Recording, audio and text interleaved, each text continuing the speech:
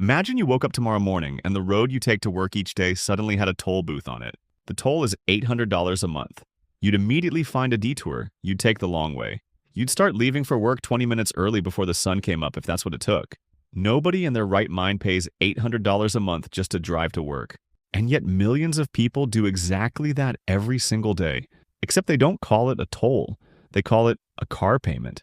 And the wild part, the part that should stop you cold, is that most of them signed up for it voluntarily. They made every payment on time for 6 straight years and then went straight back and signed up for another one the moment it was over. Not because they're reckless, because nobody ever showed them what the other option looks like with real numbers attached to it. This video is for the person who just paid off a car or a truck and doesn't want to go back. Let's get into it. Your phone buzzed recently and for a second, you almost ignored it. Then you saw what it said. Loan balance, $0.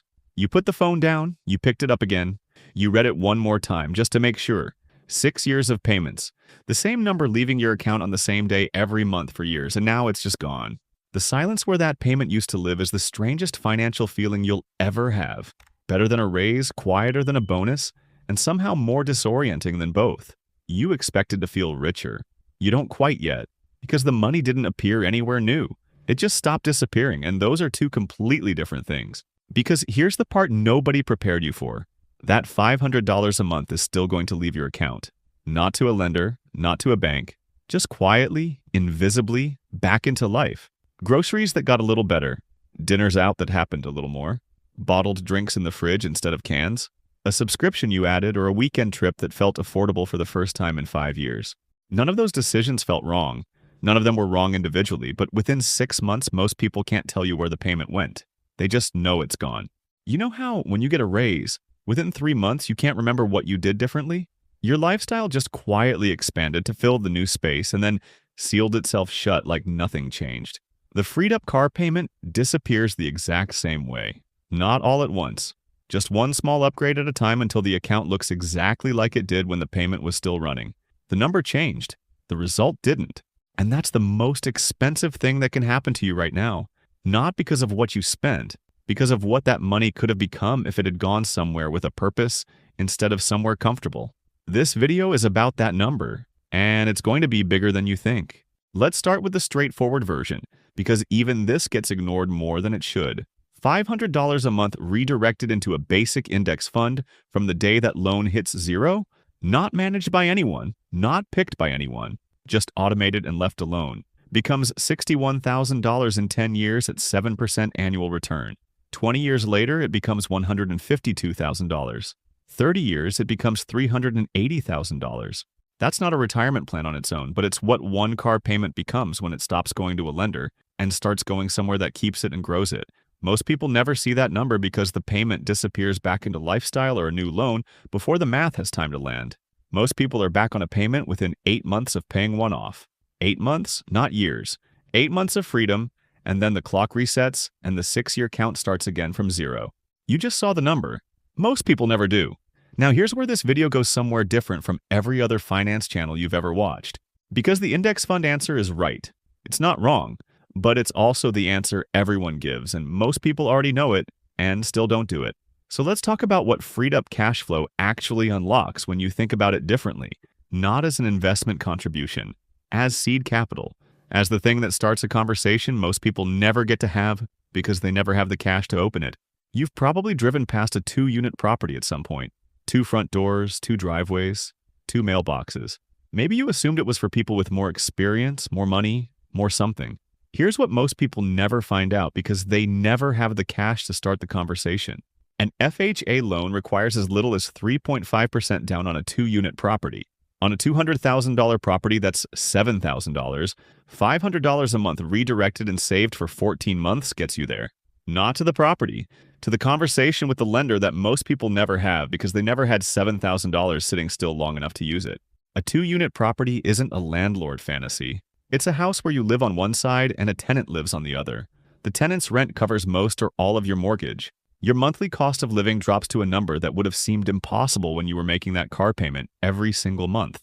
And every month after that, a stranger is paying down an asset that belongs to you. Not index fund math. A tenant building your net worth while you sleep in the other half of the same building. The house hack is the single most overlooked use of freed-up cash flow in personal finance. Everyone talks about investing the car payment. Almost nobody talks about using 14 months of redirected payments to permanently restructure their monthly overhead. One puts money to work quietly in an account you check twice a year. The other changes what you need to survive every single month, which changes how much risk you can take, how quickly you can save, and how many options you actually have when something unexpected happens. But maybe you're not ready for a property. Maybe the market in your area makes the numbers not work yet, or the timing's wrong. Or you just want something that moves faster than a mortgage application? Here's the second path. You've probably driven past a guy pressure washing a driveway on a Saturday morning and thought nothing of it. Just a guy with a machine and a hose doing a job. That guy might be making more per hour than you make on a Tuesday afternoon at a desk. And he started with one machine, one afternoon, and one neighbor who said yes and handed him a check.